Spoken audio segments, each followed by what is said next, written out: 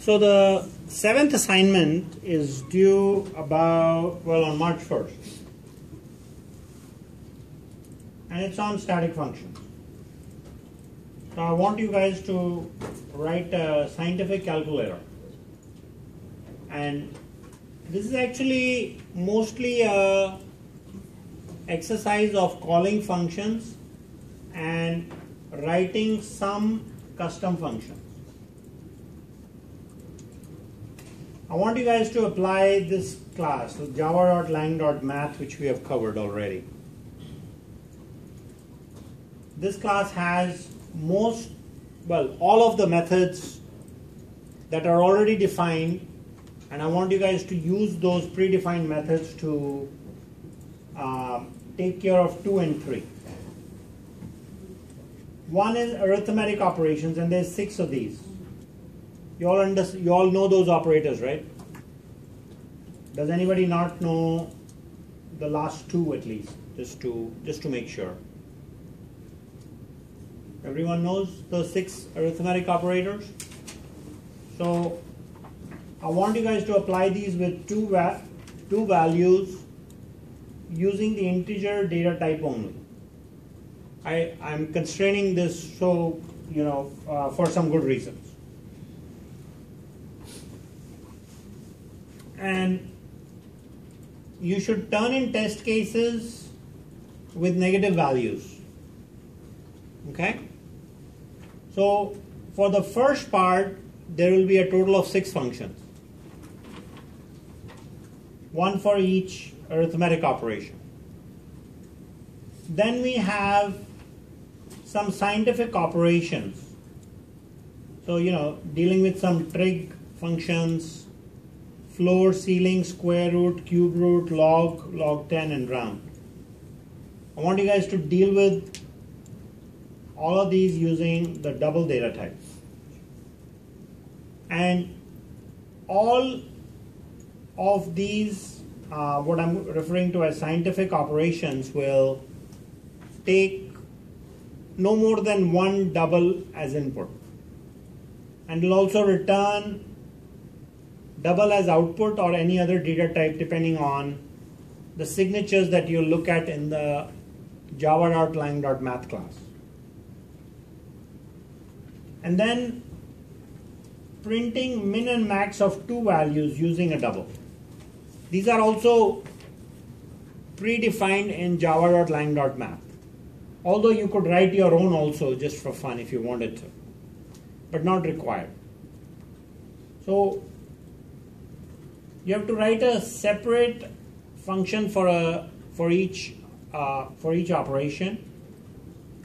You need to display all the operations that are available in the calculator. You then need to allow the user to select the operation they want to use. And then you should, based on the operation, the input will be different. It'll either be 1 value or 2 values, so you need to take care of the calls to the scanner class, and then use system.out.printf for results. I'm noticing that a lot of you are still using print lines. Starting lab 7, no recovery for points if you keep using print line. Start using printf. You need to get good with it before you leave this class. So make sure you're using printf, system.out.printf, and no more system.out.println for anything. Every time I see one of those print line things, it'll just be a -1 and no recovery. So I'm just letting you guys know now. So that is assignment 7 onwards, or basically the month of March. Okay? And you need to test each function. So this program, while it's relatively easy, requires a little bit of design before you start constructing. So you'll have a full-fledged scientific calculator running in command mode. So doing a structure chart might be handy. And I'm not drawing the structure chart for you, but this is just an idea. I might have a main with one line, calc. Calc calls get operation. Dude, those cartoons are not going to help you. Look on the design. Are you going to do assignment 7? So please stay with me. At least don't do that in front of me. You know, I mean, come on. You call the calc method, it calls get operation, right? Get operation is basically you show a list of operations that are available in your calculator. And there's going to be like 15 or 20, whatever number we have. There should be an explanation of each function too. Because if you say I have an add function, are you adding 2 numbers or 3 numbers or 50 numbers? I want a user-friendly program. Please put effort into user-friendliness of the interface.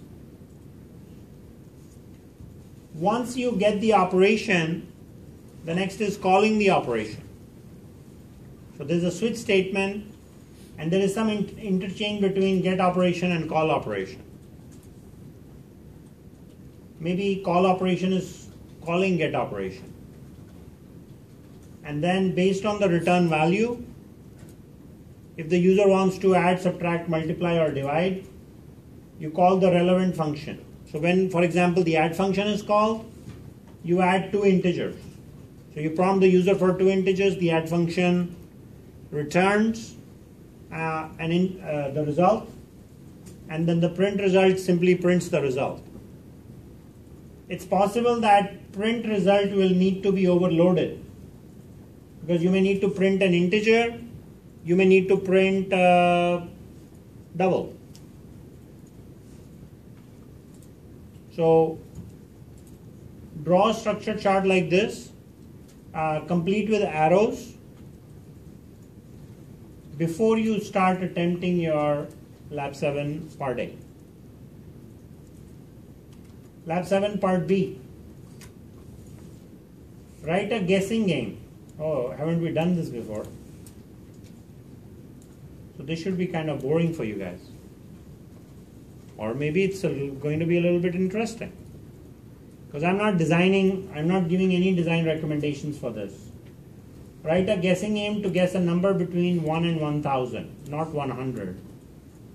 Using methods, loops, and decision-making statements for full credit. Remember last time we wrote 1 to 100, and this was the sample code I provided when we were going through decision-making constructs in class.